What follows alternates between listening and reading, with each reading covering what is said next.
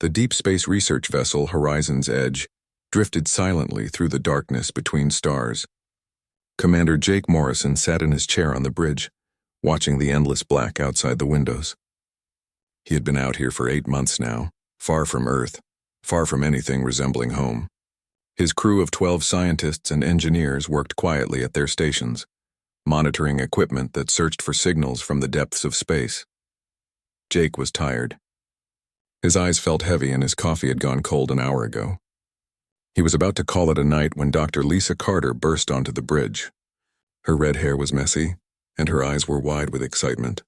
She worked as the ship's xenolinguist, someone who studied alien languages, though they had never found any aliens to talk to, until now perhaps. "Commander, you need to see this," Lisa said, breathless. She moved to the main console and pulled up data on the screen. "We picked up a transmission 3 hours ago. It's not natural. It's definitely artificial." Jake sat up straight, his tiredness forgotten. "Are you sure?" "Completely sure," Lisa said. She pressed a button and the speakers filled with a strange sound. It was not like anything Jake had ever heard. Mathematical patterns woven into pulses of energy, repeating in complex sequences. "It's coming from the direction of the galactic core. The signal is incredibly strong, which means whoever sent it wanted it to be heard across vast distances." Ben Hughes, the ship's astrophysicist, came over to look at the data. He was a quiet man who rarely showed emotion, but even he looked impressed. "The signal contains mathematical proofs, universal constants, and what looks like star charts. This is not random noise. This is a message." Jake felt his heart beat faster. Humanity had been searching for alien life for centuries. They had found bacteria on Mars, strange fungi on Europa, but never anything intelligent. Never anything that could build technology and send messages across the stars. "Can you decode it?" Lisa nodded slowly. "I think so, but it will take time. The message is layered like a puzzle inside a puzzle. Whoever sent this is far more advanced than we are."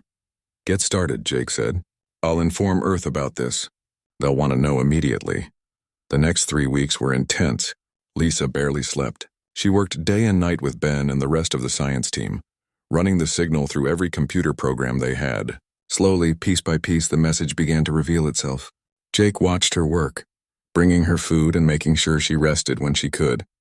He had never seen her so focused. Finally, on the 23rd day, Lisa called everyone to the conference room. Her face was pale and she looked scared. Jake had never seen her scared before. The entire crew gathered around the table as she put her findings on the screen. "I've decoded the message," Lisa said quietly. "And I wish I hadn't." The room fell silent. Lisa took a deep breath and continued. "The message is from something called the Galactic Preservation Council. It's a coalition of alien species, 12 of them, all very old and very advanced. They've been watching us." "Watching us?" Jake asked. "For how long?" "Since we invented the quantum gates," Lisa said. "They say our gates are dangerous. They say we're damaging something called the quantum field, the very fabric of space itself. Every time we use a gate to jump between stars, we create tiny tears in reality. Those tears are building up." Ben pulled up more data on his tablet. "She's right. I've been checking our own sensor data. The quantum signatures around our major gate hubs are degrading. I thought it was just normal wear and tear, but now I'm not so sure." Lisa continued. "The council is giving us a warning. They want us to shut down all quantum gates within 1 solar cycle. That's about 365 days. If we don't, they say they'll take corrective measures." "Corrective measures?" someone asked. "What does that mean?" Lisa's hands shook as she pulled up the next part of the message. They included historical data. 17 other civilizations have received this same warning. 17 other species who developed dangerous technology. All 17 ignored the warning. She paused. "All 17 are now extinct." The room erupted in noise. Everyone started talking at once, asking questions, expressing disbelief. Jake held up his hand for silence. "Show me the evidence," he said to Lisa. She showed them images and data from dead worlds. Planets that once held life but were now silent and empty. Ruins of great cities, cold and abandoned. Star systems where nothing lived anymore. Each one had developed a different kind of dangerous technology. Each one had been warned. Each one had refused to listen. "They're giving us coordinates," Lisa said, "a place where we can meet them and discuss this. They're offering to help us transition to safer technology, but the gates have to be shut down." Jake felt sick. The quantum gates were everything to humanity. They connected Earth to dozens of colony worlds. Millions of people lived on those colonies, depending on the gates for supplies, communication, and travel. The entire human economy was built around instant transportation between star systems. Shutting down the gates would be catastrophic. "I need to report this to Earth immediately," Jake said. He stood up and headed to the communication room. "Lisa, send me everything you've decoded. Every piece of evidence. They need to see all of it." He sent the message to Earth, knowing it would take hours to arrive even at light speed. Then he waited. The crew of Horizon's Edge waited with him, barely speaking, all of them thinking about what they had learned. 3 days later, the response came. Admiral Helen Brooks, head of the United Colonial Authority's space operations, appeared on the screen. She looked tired and stressed. "Commander Morrison, we've received your report. President Daniel White has called an emergency council. This is being taken very seriously." "What are they going to do?" Jake asked. "I don't know yet," Helen admitted. "There's a lot of debate. Dr. Paul Griffin, our chief science advisor, thinks the message might be a hoax. He says aliens might be trying to trick us into shutting down our gates so we become vulnerable. Other people think the threat is real, but that we can find a compromise." "Admiral, I've seen the evidence," Jake said. "The data about those extinct civilizations is real. This is not a hoax." "I believe you," Helen said.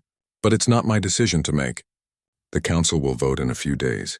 In the meantime, continue monitoring that signal. If you pick up anything else, let us know immediately." The transmission ended. Jake sat alone in the dark communication room, feeling helpless. Humanity's fate was being decided by politicians and advisors far away on Earth. He could only hope they would make the right choice. Days passed. The crew of Horizon's Edge stayed at their posts watching and waiting. Lisa reviewed the message over and over, finding more details, more warnings hidden in the data. Ben confirmed that the quantum degradation was real and accelerating. Every piece of evidence pointed to the same conclusion. The aliens were telling the truth. Finally, a week later, the decision came through. President White's face appeared on every screen. "After careful consideration," he announced, "we have decided to continue quantum gate operations while sending a diplomatic mission to meet with this Preservation Council. We will not shut down our infrastructure based on unverified threats, but we are willing to discuss the matter." Jake closed his eyes. It was a compromise, but he feared it was not enough. He had read the alien message carefully. They had not been making suggestions. They had been giving a final warning.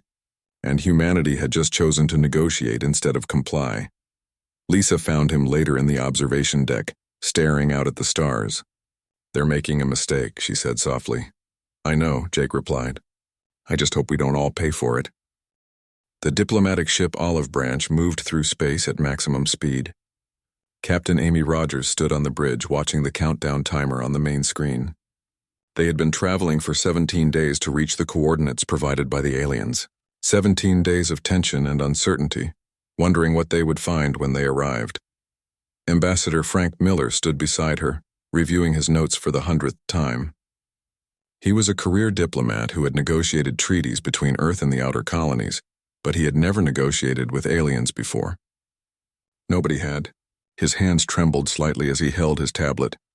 5 minutes to arrival, the navigation officer announced. Amy felt her stomach tighten. Behind her, Lieutenant Chris Hayes checked his security team one more time.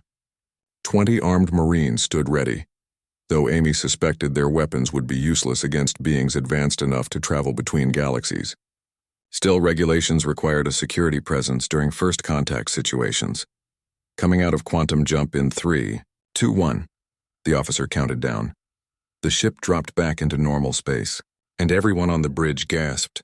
Floating before them was a structure so massive it defied description. The alien space station stretched for hundreds of kilometers in every direction. It was made of materials that seemed to shift and change color, reflecting light in impossible ways. Parts of it appeared solid, while other sections looked translucent as if existing only partially in their dimension. "My God," Frank whispered. "They could fit 1,000 of our ships inside that thing." "Incoming transmission," the communications officer said. "They're hailing us." "Put it through," Amy ordered. The main screen changed to show a chamber filled with beings unlike anything humanity had imagined. There were 12 different species, each one completely alien. Some had multiple limbs, Others floated without visible means of support. One looked like it was made of crystalline structures that pulsed with inner light. Another appeared to be a cloud of particles that somehow held a coherent form. A voice came through the speakers, translated instantly into English. The technology behind that translation was beyond anything humanity possessed.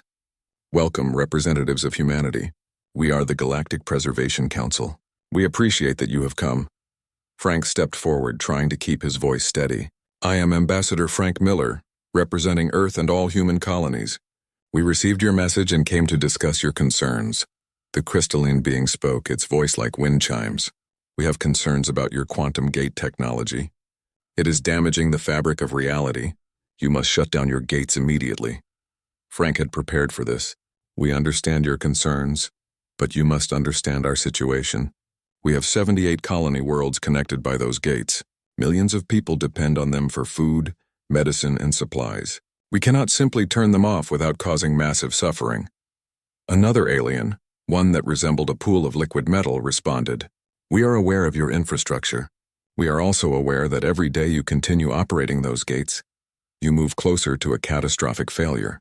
The quantum field around your space is already severely damaged. Amy pulled up data on her screen and showed it to Frank. The readings they had been taking since arrival confirmed what the aliens were saying. The quantum signatures here were stable and healthy, completely different from the degraded readings they saw around human gate hubs. How long do we have? Frank asked. If we agree to shut down the gates, we need time to evacuate people, to build alternative transportation, to prepare. The cloud-like being pulsed with different colors as it spoke. You do not have time. The damage is accelerating exponentially. We calculate that you have perhaps 6 of your months before the first major failure occurs. After that, cascade reactions will destroy everything within 30 light-years of your core systems. 6 months is not enough, Frank argued. We need at least 10 years to transition our technology. Surely you can help us. Your civilization is clearly far more advanced. Give us better engines, help us build safer transportation. We're willing to pay whatever price you ask. The aliens exchanged communications in languages that the translation system could not decode. Finally, the crystalline being spoke again. We can provide assistance. We can give you transportation technology that does not damage reality. We can help evacuate your colonists. But the gates must be shut down now. Not in 6 months. Not in 6 days now. Frank felt anger rising in his chest. That's impossible. Do you understand what you're asking? We would strand millions of people on distant worlds. Children would be separated from parents. People would die waiting for rescue. We need a reasonable timeline. We are being reasonable, the liquid metal alien said. We are offering to save your species. The alternative is extinction. We have seen this 17 times before. Every species believes they are special, that their situation is unique, that they deserve more time. Every species is wrong. Chris Hayes stepped forward. Are you threatening us? His hand moved toward his weapon. Multiple aliens turned their attention to him, and Chris suddenly felt as if he were being examined by forces he could not comprehend. The crystalline being spoke, and its voice was cold. We do not threaten, we warn. There is a difference. Your weapons cannot harm us, Lieutenant. We exist partially outside your dimension, but we are not your enemies. We are trying to save you. Amy put a hand on Chris's shoulder, pulling him back. Ambassador Miller has authority here. Frank took a deep breath, trying to salvage the situation. I need to consult with my government. Let me send your offer back to Earth. I'm sure we can reach a compromise. There is no compromise with physics, the cloud being said. Reality does not negotiate. You have damaged the quantum field beyond a critical threshold. Now there are only 2 choices. Shut down the gates and survive, or continue operating them and die. I'll send your message to Earth, Frank repeated. Please give us a chance to make the right decision. The aliens were silent for a long moment. Then the crystalline being spoke. We will give you 30 of your days. That is the absolute maximum before the damage becomes irreversible. After 30 days, if your gates are still operating, we will take corrective action. What does that mean? Frank asked. Corrective action? It means we will shut down your gates ourselves, the liquid metal alien said. And we will do what we can to contain the damage you have caused. But we cannot guarantee your survival if we are forced to intervene. The quantum rifts may already be too severe to repair. The transmission showed images then, Horrible images. They saw worlds torn apart by spatial anomalies. They saw cities vanishing into tears in space. They saw billions of beings dying as reality itself collapsed around them. Frank felt sick watching it. These are the 17 civilizations that ignored our warnings, the crystalline being said. Some refused to believe us. Others thought they could find a solution. A few attempted to fight us. All of them are gone now. We do not want humanity to be the 18th. I understand, Frank said quietly. I'll make sure Earth sees everything you've shown us. 30 days, the cloud being repeated. After that, we will act. We are sorry, but we cannot allow your actions to threaten the trillions of lives in this sector of the galaxy. The needs of the many outweigh the needs of the few. The transmission ended. The aliens disappeared from the screen, and Amy's crew was left staring at the massive station hanging in space before them. Frank immediately went to the communication room and began preparing his report. He included everything: the conversation, the alien warnings, the images of dead civilizations, and all the sensor data they had collected. He made it clear that in his professional opinion, the aliens were telling the truth and the threat was real. Send it with maximum priority, he told the communication officer. Mark it urgent for President White and the entire council. The message was sent and then they waited. It would take days to reach Earth and more days for a response. Amy ordered the ship to maintain position near the alien station, hoping that their presence might encourage continued dialogue. 3 days later, the response arrived. Frank read it alone in his quarters, his face growing darker with each line. Then he called Amy to join him. What did they say? Amy asked. Frank handed her the tablet. She read through President White's message, her expression turning to disbelief. The president acknowledged the alien warning, but stated that Earth could not comply with such an extreme demand. He called the 30-day deadline unreasonable and accused the Preservation Council of attempting to monopolize faster-than-light travel. He ordered the gates to remain operational and announced that Earth was preparing military defenses against possible alien aggression. They think this is about competition, Amy said. They think the aliens are lying to eliminate a rival. Dr. Paul Griffin convinced them, Frank said bitterly. He argued that any truly benevolent aliens would give us more time, would help us transition gradually. He says the aggressive deadline proves they have ulterior motives. What are you going to do? Frank stood up and straightened his uniform. I'm going to try again. I'm going to request another meeting with the council and beg them for more time. Maybe if I can negotiate even a few extra months, Earth will come to its senses. Earth was a storm of activity. Every news channel carried the story of the alien contact. Some people were terrified, others angry, and many simply did not know what to believe.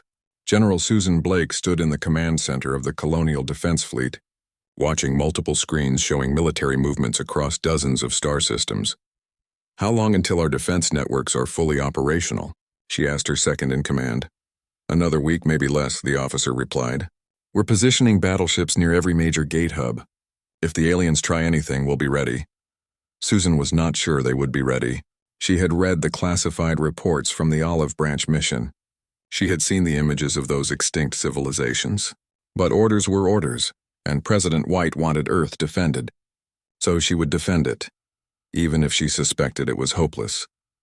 In another part of the military complex, Dr. Greg Palmer worked in his laboratory with a team of scientists. They were trying to weaponize quantum technology itself. If the aliens existed partially outside normal dimensions, maybe quantum weapons could reach them. It was a desperate gamble, but desperation was all they had left.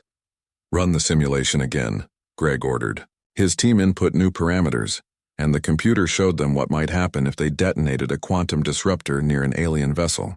The results were promising on paper, but Greg knew that paper and reality were often very different things. Meanwhile, across human space, protests were growing.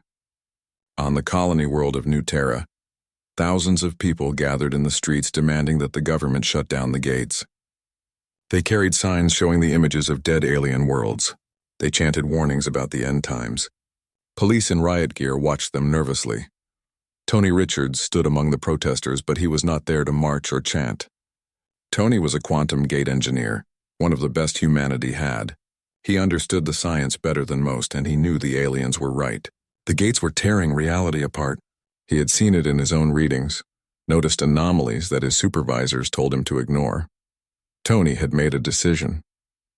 If the government would not shut down the gates, he would do it himself. He had access codes and technical knowledge. Tonight, after the protests dispersed, he would sabotage the main gate control system on New Terra. It would take weeks to repair, buying precious time for people to evacuate. But Tony never got the chance. Security forces had been monitoring his communications. They knew he was planning something. As he walked home from the protest, 3 unmarked vehicles surrounded him. Armed agents pulled him from the street and threw him into a van. Tony Richards, you are under arrest for conspiracy to commit sabotage and terrorism, one agent said as they put handcuffs on his wrists. I'm trying to save lives, Tony said desperately. Please, you have to listen. The quantum readings are off the charts. We're heading for a cascade failure. Tell it to the judge, the agent replied. They took Tony to a detention facility and locked him in a cell. His arrest was broadcast on the news as a warning to other would-be saboteurs. President White appeared on camera, calling him a traitor who had fallen for alien propaganda. Public opinion turned against the protesters after that. The demonstrations grew smaller as people became afraid to speak out. Far from Earth aboard the Horizon's Edge, Jake Morrison continued his investigation. Lisa Carter worked with him, analyzing long-range sensor data from every gate hub they could reach. What they found was terrifying. Look at these readings, Lisa said, pulling up graphs on the screen. The quantum degradation is accelerating just like the aliens predicted. The worst affected area is around the Sol system. Earth's main gate hub has been operating the longest and at the highest capacity. The damage there is severe. Ben Hughes joined them, his face grim. I've been running calculations. If the current rate of decay continues, we'll see the first major failure in approximately 3 months. That's well within the 30-day deadline the aliens gave us. Jake sent another urgent report to Admiral Brooks. This time he included projections, mathematical models, and comparisons with the data the aliens had provided. Everything matched. The alien warning was not a trick or a threat. It was simply the truth. Helen Brooks received his report in her office. She read it 3 times, feeling her hope drain away with each reading. Then she picked up her secure phone and called President White directly. Mr. President, we have a problem, she said when he answered. Commander Morrison's data confirms what the aliens told us. The quantum field is collapsing. We need to shut down the gates. I've heard this before, Admiral, Daniel White said tiredly. Dr. Griffin assures me that the readings could be interpreted differently. He believes we can stabilize the gates with modifications. Sir, with respect, Dr. Griffin is wrong, Helen said firmly. I have 3 independent scientific teams all reaching the same conclusion. The aliens were telling the truth. We are running out of time. There was a long silence on the phone. Then Daniel spoke and his voice was hard. The gates stay operational. That is my final decision. We cannot show weakness to these aliens, whoever they are. If we shut down our infrastructure based on their demands, we lose any negotiating position we might have had. Mr. President, this is not about negotiating positions. This is about survival. I've made my decision, Admiral. Prepare the fleet for possible conflict. That will be all. The phone went dead. Helen sat in her office staring at the reports in front of her. She had served in the military for 35 years. She had always followed orders, always trusted the chain of command. But now she wondered if following orders was the right thing to do. The 30 days passed slowly. Each day more sensor data came in showing increasing quantum instability. Each day more engineers reported anomalies around gate facilities. Each day the deadline drew closer. News networks kept countdown clocks on their broadcasts. Some channels treated it like entertainment, speculating about what would happen when the deadline expired. Others were more somber, interviewing families who were trying to decide whether to stay on colony worlds or attempt to flee to more remote systems. Lisa Carter made a desperate decision. She could not stay silent anymore. She copied all her research data and sent it to underground networks, independent journalists, and anyone who might listen. Within hours, her findings were spreading across human space. She appeared on unlicensed broadcasts, her face pale but determined. I am Dr. Lisa Carter, xenolinguist aboard the Horizon's Edge, she said into the camera. I decoded the alien message.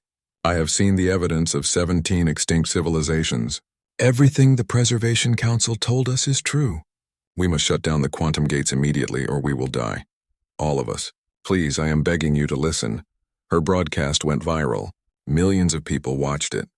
Some believed her, others called her a fool or a traitor. The government tried to suppress the video, but it was too late. The information was out there and people were scared. President White held a press conference to counter Lisa's message. He stood behind his podium looking confident and strong. "My fellow humans," he said, "I know many of you are afraid. I know there is confusion and uncertainty, but I want to assure you that we are taking this situation seriously. We have the finest scientists and military minds working to ensure our safety." He paused, looking directly into the cameras. "We will not be intimidated by alien demands. We will not surrender the technology that has allowed humanity to spread across the stars. We will defend our sovereignty and our right to exist as a free and independent species. The quantum gates will remain operational. We will find a solution that does not require us to bow to outside pressure."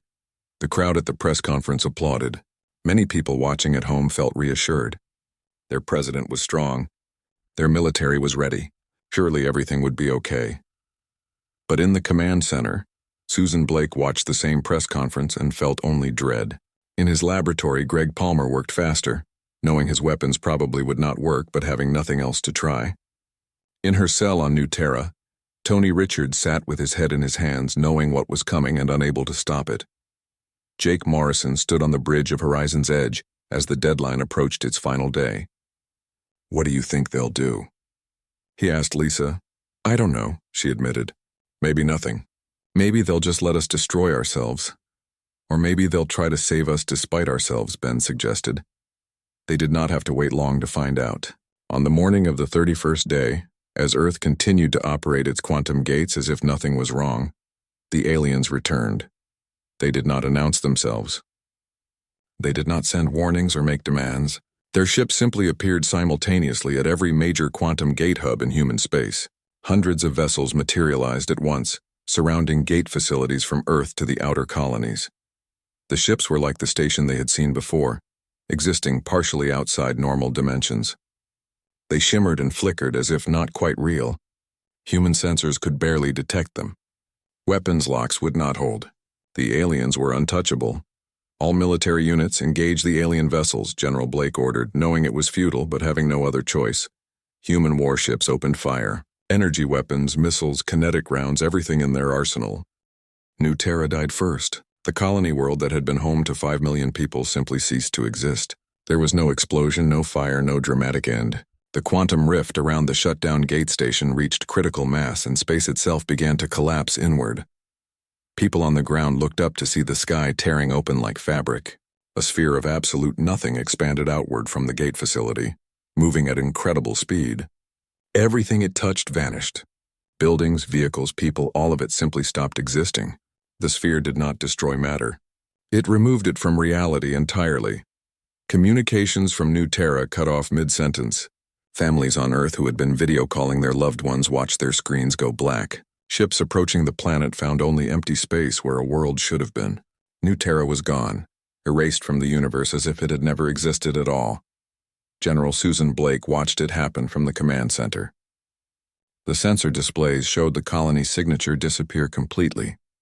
No debris field, no radiation, nothing. Just emptiness where a living world had been moments before. "Get me casualty reports," she ordered, her voice shaking. "There are no casualties to report, General," her officer said quietly. "There's nothing left to report on. They're just gone." Susan felt her legs go weak. She sat down hard in her chair, staring at the screens. 5 million people, 5 million human souls erased in seconds. And this was only the beginning. Mars was next. The red planet that humanity had spent 2 centuries terraforming suffered the same fate. The gate facility orbiting above it became the center of another expanding sphere of non-existence. The sphere grew, swallowing the orbiting stations first, then reaching down to touch the surface. Cities vanished. Underground colonies disappeared. 8 million people gone in minutes.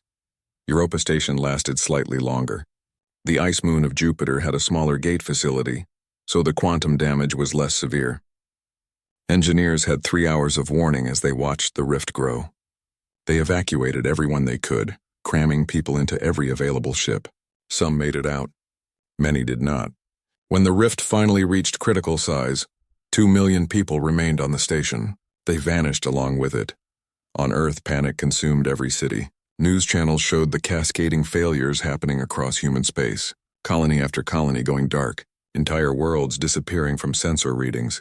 People flooded the streets trying to flee to anywhere they thought might be safe. But there was nowhere safe. The quantum rifts were spreading. President Daniel White sat in his bunker beneath the Rocky Mountains, watching his civilization collapse. His advisors surrounded him, all of them looking shell-shocked. Dr. Paul Griffin stood in the corner, barely able to speak. The man who had convinced them the aliens were lying now could not meet anyone's eyes. "How many colonies have we lost?" Daniel asked. 15 confirmed gone, an aide replied. Another 20 showing critical quantum instability.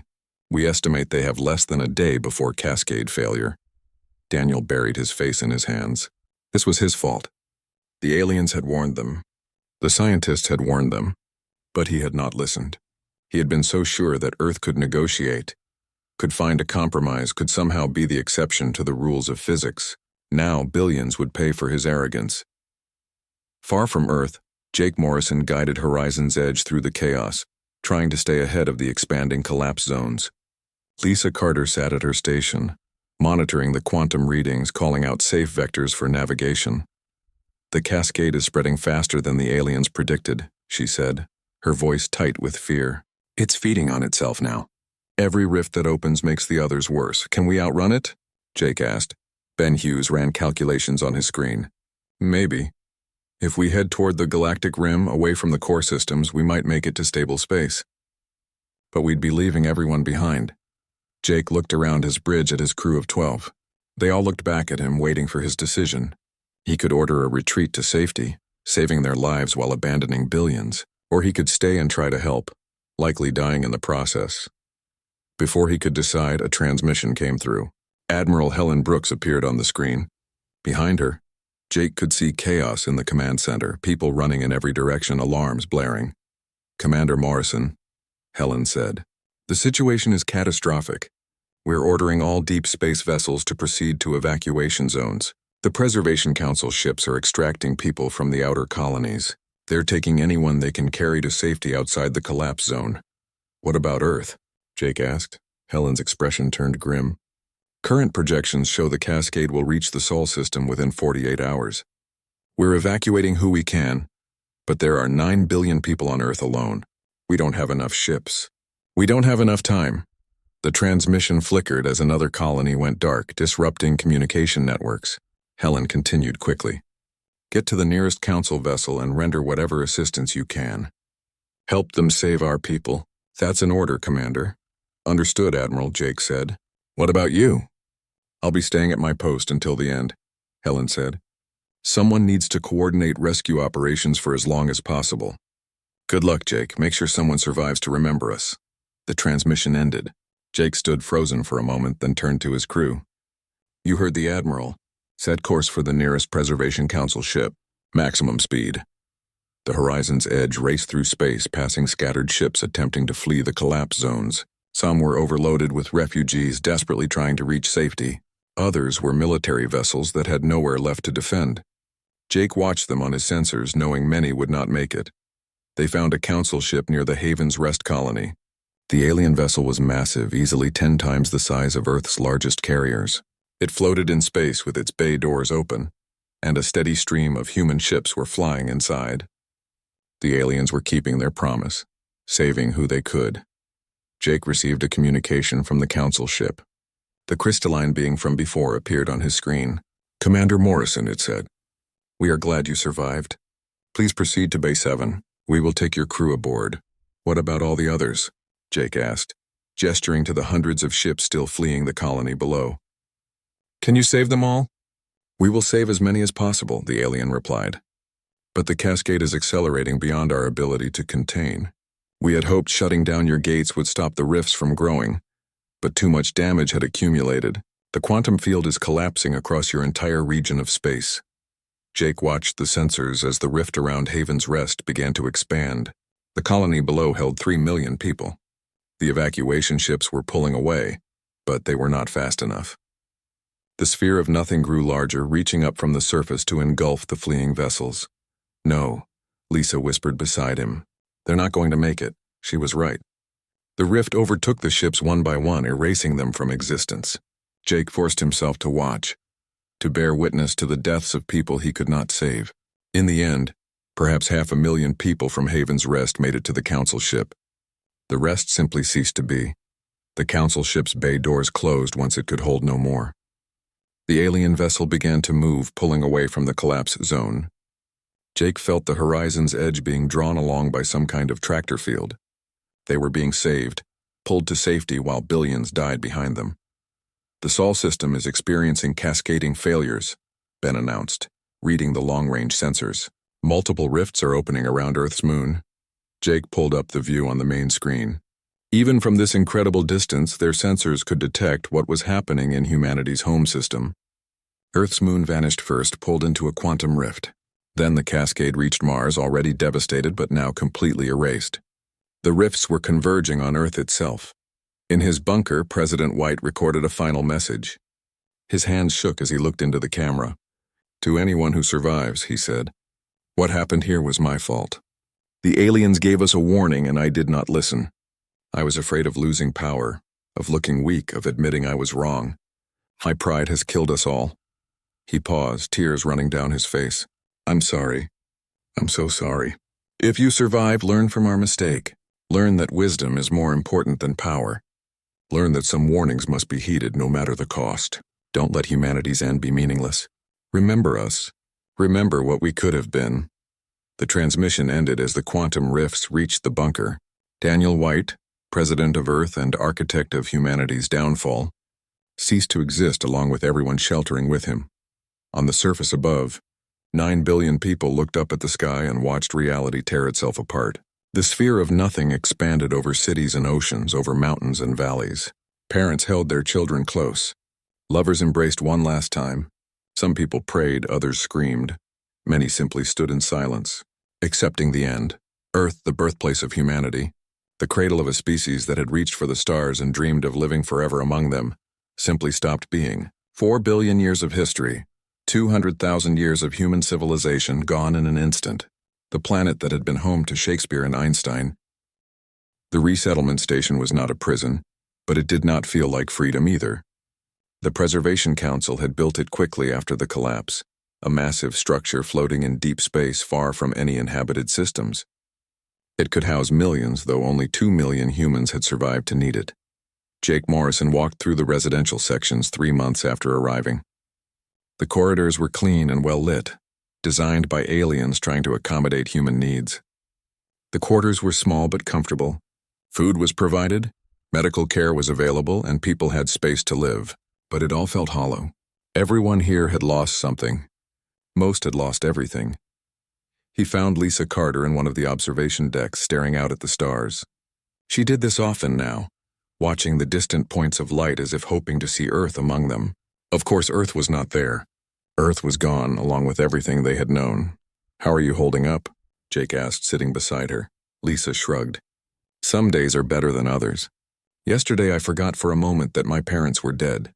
I was going to call them, tell them about an interesting star formation I had found. Then I remembered there's no one to call." Jake nodded. He understood.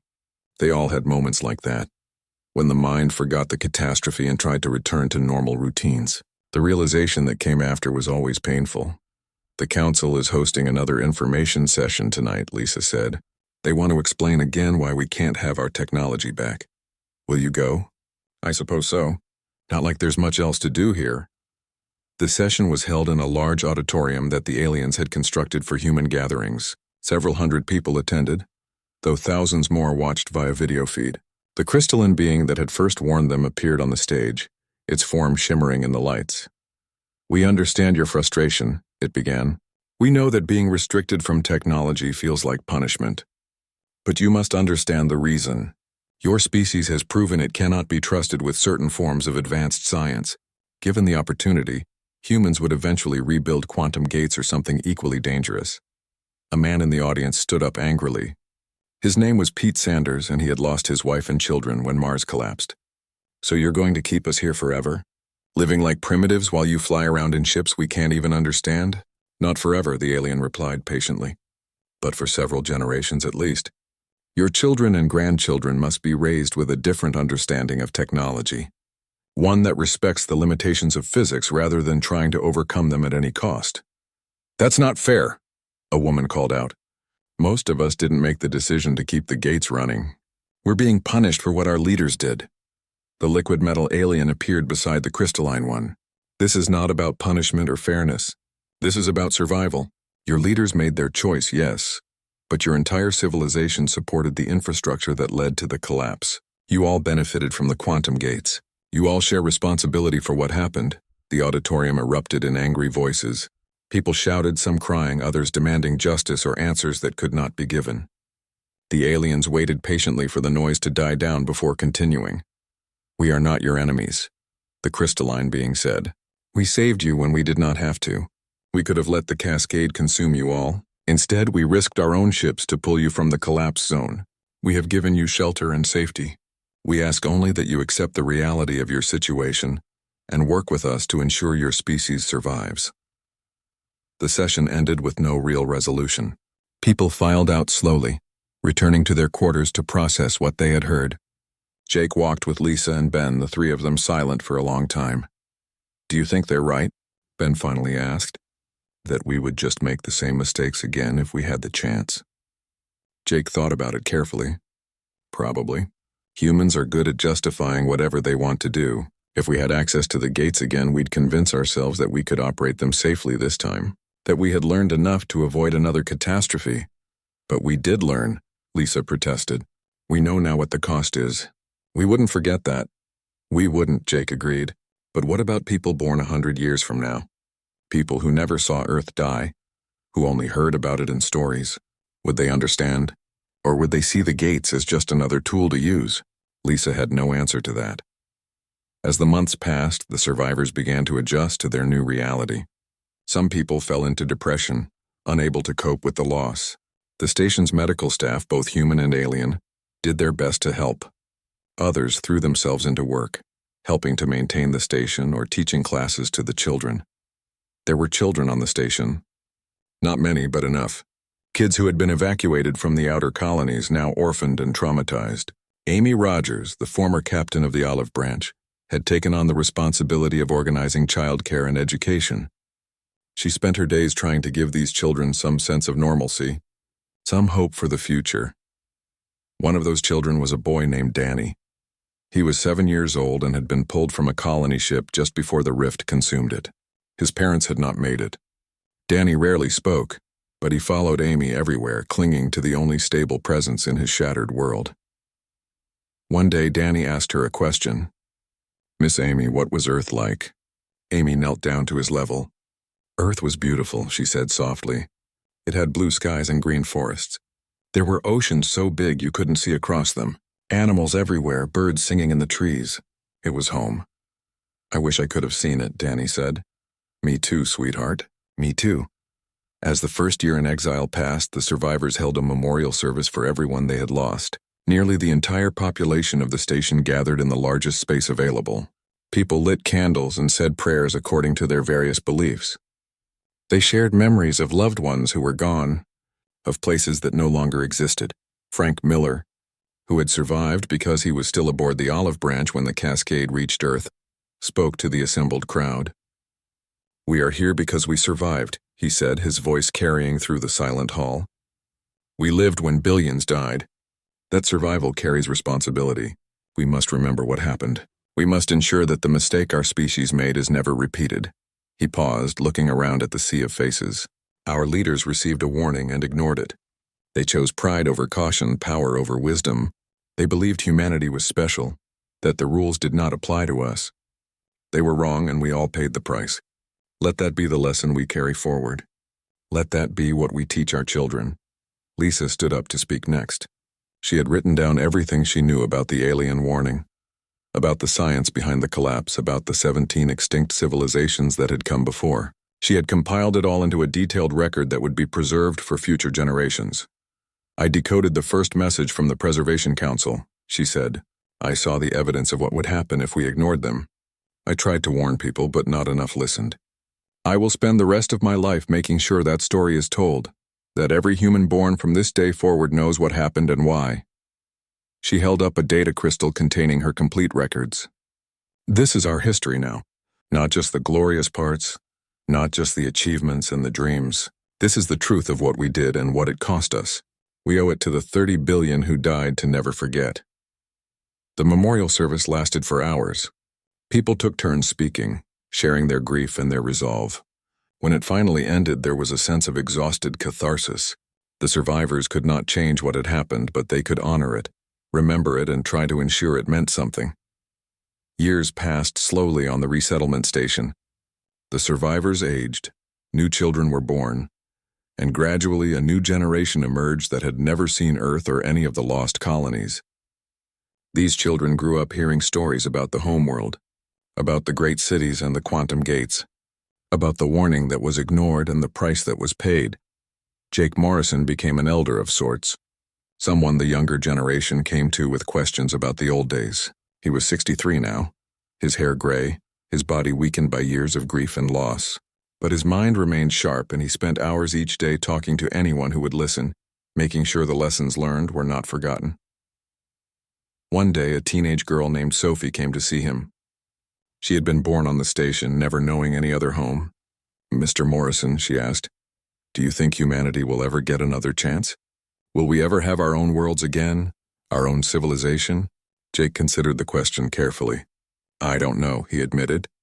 "The Preservation Council says we can't be trusted with advanced technology. Maybe they're right.